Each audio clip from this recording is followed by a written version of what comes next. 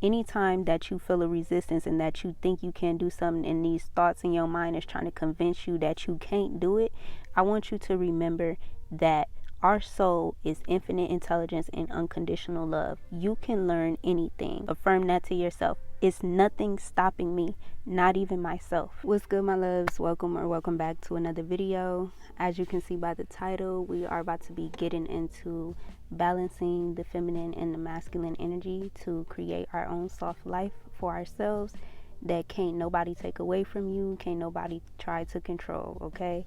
It is absolutely possible to be able to provide for yourself and nurture yourself at the same time. So let's get right into it. A little bit of credentials about me. When I was 19, living alone was a dream. Like, that was my biggest goal. It was all that I ever wanted, and it even seemed unattainable. You know, when we start to put things on a pedestal or start to over glamorize it, it can seem unattainable because of the lack within ourselves. But I had got into personal development, and I just went ahead and I was like, yo, this is my main thing. It was my focus for 2 years. I was giving up a little bit, but at 21, I finally moved out on my own. I got my own place. I paid all my expenses on my own. It was hard though, because when I was 19, I was doing hair at that time. So I was getting a little bit of coin, you know, and I saved up couple bands. I ain't got a dollar for a bitch now, but I saved up a couple bands. And then 21, by that time I'm working a job. And a job, I needed to do that because I needed to get accepted, but it was still really hard because you limited how much you can make. So I'm paying basically like a band in expenses a month by myself, working 2 jobs. I still budgeted. I took care of my business. So then when I get off, you know, it's time to relax. It's time to pour into myself, and living alone provided me with that safe space to really explore who I am as a person. I'm about to give a little insight on how I was able to do this and how I'm rebuilding my own soft life, you know. So the first thing is going to be to get really clear on what you want and why you want it. That why is what's going to keep you going, is what's going to keep you pushing, and if you got to write it down somewhere, go ahead and do that. Now, you do want to be aware that we want to manifest from the soul and not the ego. So if you take your 2 biggest goals and you write down why you want those goals, how you can tell if it's from the ego or from the soul or not is, if it's from the ego, then it could be something that's familiar, but more of it, because it's like the most comfortable option, it's the most logical thing, and it's the most safe thing that our brain thinks. So we think that more of this material thing is going to invoke some type of feeling that's going to solve all of our problems. You want to be aware when you're manifesting from the ego, because it can either end up unfulfilling or even toxic. I ended up in manifesting some things that really ain't do nothing for me like I thought it was going to do. Ended up manifesting some toxic things. And then when you're in those types of environments, eventually you can start to unconsciously pick up on the habits and the behaviors and mannerisms of toxic people, and it's really draining and detrimental. How you know that you're manifesting from the soul and from the heart center is that it's something actually unfamiliar, it's uncomfortable, but it's what you feel more called to do. It feels more honest and more truthful to you. It'll most likely involve being of service in some type of way, and also expressing authentically what the things that you truly value. If you do catch yourself trying to manifest from the ego, take a step back and figure out the feelings that you want to feel. And believe it or not, you can embody that feeling right now. Research and look up healthy ways to embody whatever feeling you want to feel right now in this moment. And then that's going to lead you more towards the heart. The second thing is going to be commitment. We want to commit ourselves to this journey. Because when I say that I want something and get the feeling that resistance and start feeling doubt and lack, I can kind of stop myself in my tracks and start going back and saying like, oh, what do I really want? Like, I'm confused. And you ain't confused, you scared. We have to make that decision, you know, and this is one of the hardest parts, is just really making that decision to say, this is my truth. I will get this no matter what. And so anytime that you may feel your thoughts trying to distract you or tear you down, or anything on the outside in this physical world trying to distract you and pull you back. We want to have a toolbox of things that get us back into alignment. I'm sitting here acting confused, acting slow, trying to shrink myself down to the ground. And whole time, all I had to do was breathe. All I had to do was yoga, stop overstimulating, get in a routine. So literally, get you 5 spiritual practices that calm your soul. I love to listen to frequency music or jazz. Get you your 5 favorite things that really calm your spirit, and you write them down. Anytime that you feel that you are getting out of alignment, go back to the basics. For me, it's yoga, dance, frequencies, breath work, meditation. Simple. Along with that, having affirmations. So when we stop overstimulating, right, and we stop running from our own thoughts and our negative beliefs, this can put you in a space to be able to change. I noticed that anytime that I was trying to escape, anytime that I was trying to numb and suppress, it made it worse. And when I finally felt those feelings, it was slightly uncomfortable, but the truth started to come. Trying to gaslight yourself and lie to yourself and say that you're okay, or you're trying to convince yourself that you're in a different reality than what you really are. For me, that was really exhausting. It was the most uncomfortable feeling I ever felt, was to not regulate my own emotions. So when I came back to myself, I was able to really ground myself in the truth of what is going on right now, in the truth of where I am about to go. Truth is, you ain't a failure, you ain't made a mistake, none of that. You ain't doing nothing but learning some lessons, right? So once you stop running, you identify exactly the limiting beliefs. I'm not worthy, I'm not capable, I can't do this, whatever. Not true. Okay, we want to write down a list of affirmations that combat those. Chokehold them hoes. And when you write down that list, even put some evidence next to that. I'm forgetting who I am and forgetting everything that got me to where I am now. Fight for what you want. It's going to be limitations and obstacles that come up along the way. And it was tears shedded when I'm trying to hella tears shedded, thinking that, man, this ain't going nowhere, but I kept going. And I had to accept as an adult, not everything is going to go how you think it's going to go, or it's not always going to go your way.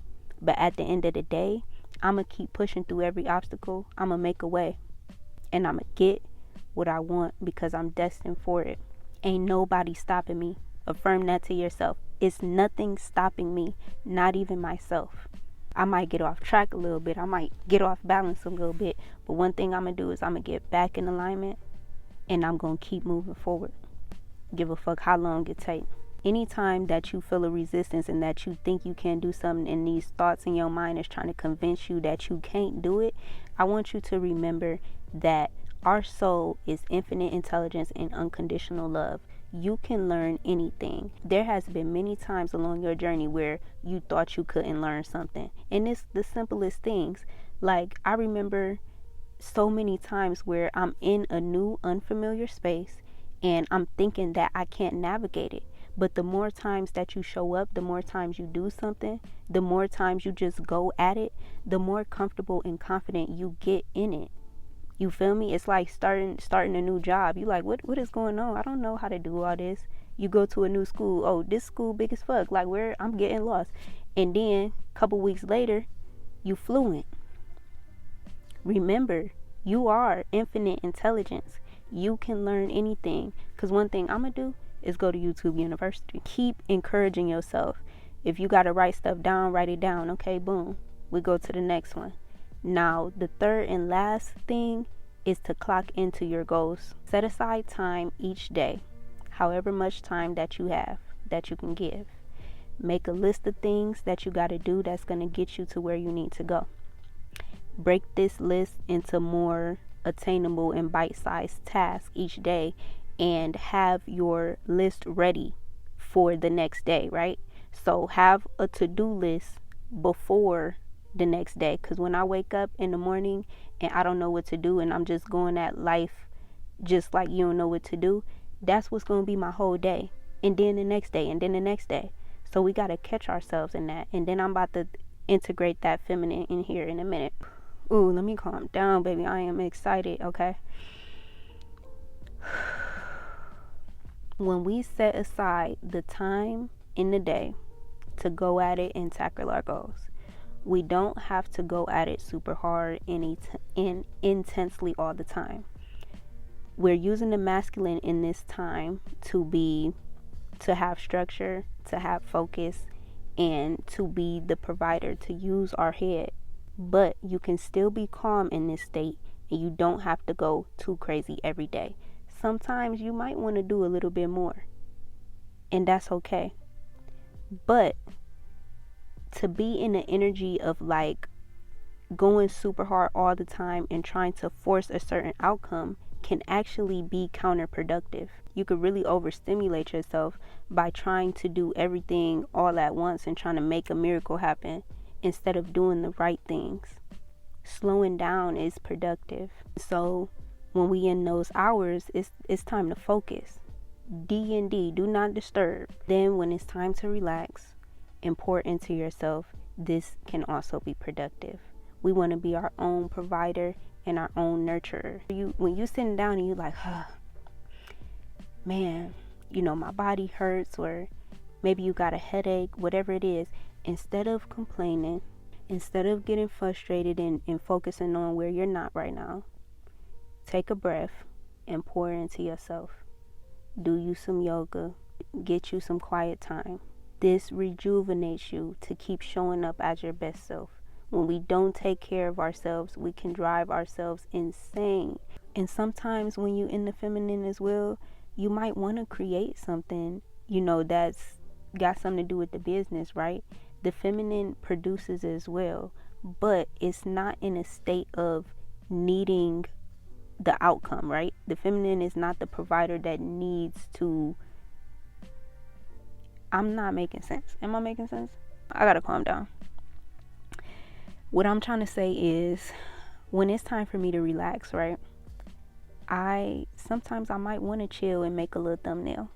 Sometimes I might want to work on YouTube a little bit, but I'm not going at it in a way that it feels like work. It feels like fun. Yeah, I'm really turned up right now. Like I hate how intense my energy is, because I feel like I'm not articulating how I really want to. But really, that was the end of the video, though. That was really it. I feel like I'm trying to over explain nothing right now. I'm too masculine right now. That was it. Checklist, check. Sometimes you gotta reroute. Gotta be able to improvise. What you may have thought was gonna get you there ain't it. It's cool. Move on. Learn. You're gonna be good. Another part of the feminine that is really important is to be your own encourager as well. When you are tired at the end of the day and you're just like, man, I wish that it all happened right now, you say, you know what can happen right now is that you can relax and you can feel okay, because you do have everything that you need. We wake up every day, you eating meals, you getting through the day, you alive. That means that you have everything that you need today. And so we good. This journey of accomplishing things and getting to the next level should not feel like so much pressure. We gotta learn how to be okay with where we're at now while still pursuing where we want to go.